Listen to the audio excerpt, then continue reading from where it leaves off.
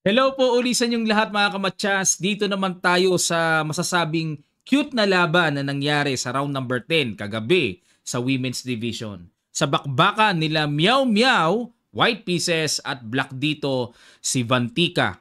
IM, pareho sila ng title pero magkaiba ng rating. Mas mataas si Meow Meow. Nagharap na ang China versus India. Sa men's division po, tinalo ng India ang China. Pero this time ba, sa women's division naman, ibabawi ba ng Team China nila Meow Meow ang kanilang pagkatalo sa men's? Yan po ang aalamin natin sa laban na ito. Right after, papakita ko sa inyo ang kanilang naging team results. Okay, ang ginawa ni Meow Meow, seatbelt na po. Nag-E4, E6 si Bantika, French defense. D4, D5, Knight C3 at nag-Knight F6. Mukhang alam na alam niya ang estilo ni Meow Meow na atakador. Tinirahan ng French defense na makunat na depensa against E4. At kumapture sa D4. Ito po yung tinatawag na Boleslavsky variation. Knight x D4, Queen B6. Aba, medyo may hataw kagad ng atake. Baliktad na naman Si Meow Meow inaatake Queen D2. Pinakagatan ng gambit. Sige. Kinapture nga ni Bantika. Rook B1, at nag-Queen A3, Bishop B5. Ayan, bookline pa ito mga kamatsas. At wala pa ditong sorpresa. Bishop takes D4, at nag-A6, paalis. Nag-Rook B3, at dito nag-Queen E7. At nag-Bishop A4. Ito na naman. Ito masaya sa laro ni Meow Meow. Bishop A4, maintain ang pin, at dito wini-welcome niya talagang tumira ng B5. Kulong ang bishop. Pero nag-Queen H4 check at yan naman ang lumabas na maagang novelty dito ni Vantika. Okay, kasi po, kung pagpalagay na dito tayo sa B5, mamaya na natin entertain yung Queen H4 novelty ni Vantika. Pag nag-B5, kakapturin lang ng bishop. Takes, and Knight x B5. May threatening Knight D6 check or Knight C7 check.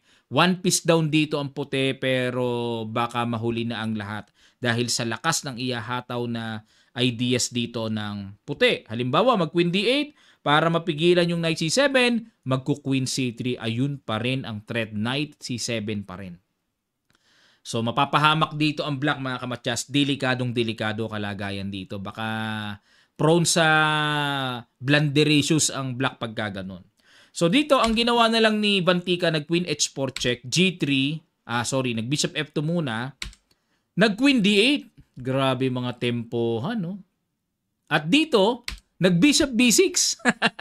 Kaya ako nasabing cute Ang ganda oh. Di naghahabulan. Ayoko! Check ulit! At dito nag-G3 na. Ayan, medyo may pinagkaiba lang kasi yung Bishop kanina sa D4, ngayon nasa B6 na. At nag-Queen G4. Mga paislog-islog lang ng estilo itong si Bantika no? At dito mga kamatsas, dito magugulat kayo, meron na palang pambulaga si Meow Meow dito. Ito ang cute dito sa laban na to. Sige po, pakiguess nyo, ano kaya yung pambulaga? Brilliant move ng computer engine. Maganda Sa ilang sandali lang, tutuloy kagad natin. Start.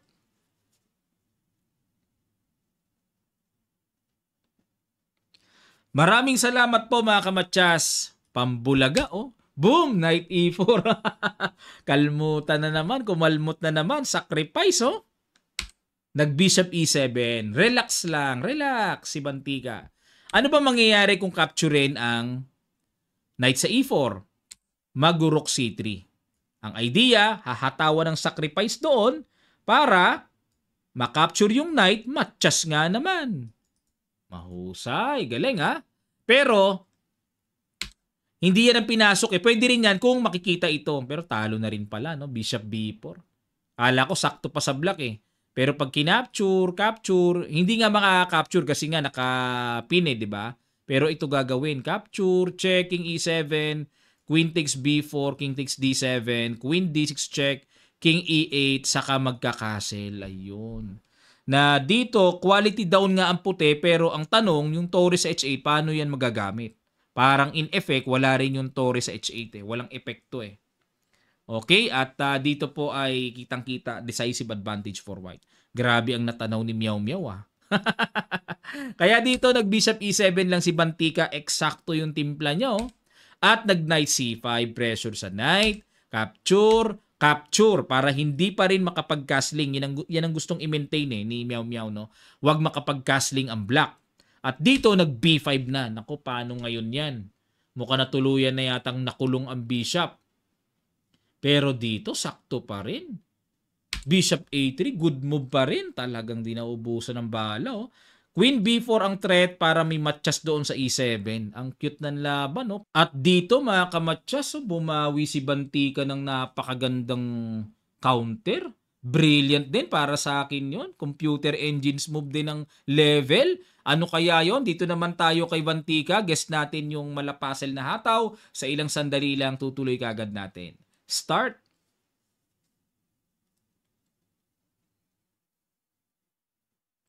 Maraming salamat. Ang ganda, nakaka-entertain tong laban, no? Knight e5. Again, bago natin i-entertain yan, pag kinapture ang bishop, meron po kasing queen b4. Ayun, no?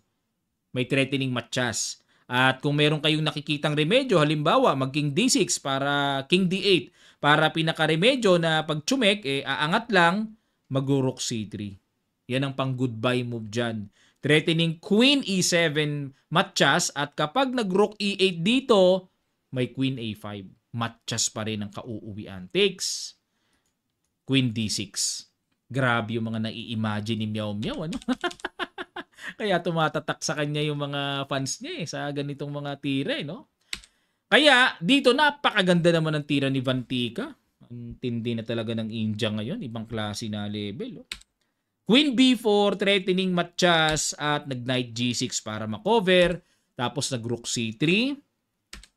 Bishop d7. Ayan, dito meron na namang brilliant move na ipinaghanda si Meow Meow. Rook c7, no? Brilliant. At nag-queen f3. Ang ganda rin ng counter attack talaga ni Bantika. Dito kasi mga kamatchas, kung mapupukaw sa bishop na para masabing, yes, lamang ako isang pyesa, capturing lang yan. May sacrifice. At kapag nag-king d7, may queen b7 check. Naku po, kalunos-lunos sa mangyayari. Grabe. Check. Takbo. Sabay castle lang. Sugswang na pala yan. Sabay rook b1. Oh, yung mga ganun. Oh. O bosh. Tindi pala nun.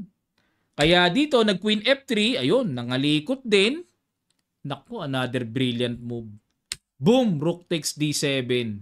Pero kahit na may brilliant move, kapansin-pansin equal pa rin ang evaluation bar. Perpetual check. Panabla lang pala yun. Nangaano ka Meow Meow ha? Nangaano ka.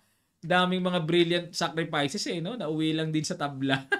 Pero cute, di ba? Cute. Nagsimula dun sa knight e4 mga kamatchas.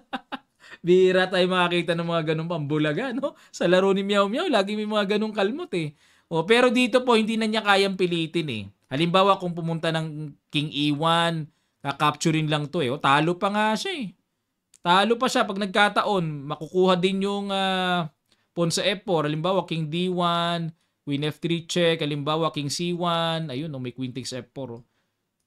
Mapupuwersa makipag-queen to queen na dito. Pag tsumek ay king f8. Ay, sorry, king d8 lang. Dyan lang. Tapos, iwas ang bishop. Naka-threat kasi and then rook c8. Wala na. Tapos na. Nangingitim. Ang daming pawns at pag kumapture dyan, b4. Ayun. Threatening pag kumapture dyan, may knight d3. Check. Okay? etc. Winning for black.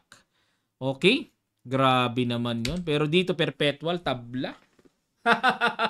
Ayos. Pero, ang naging score po, nanalo pa rin ang India. 2.5, 1.5. Grabe na talaga ang India, mga kamatchas. Sobrang laki ng inasenso.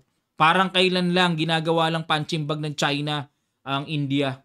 Pagdating sa mga Asian Games nga natin talagang iba pa rin talaga yung China. Laging champion yan sa Asia.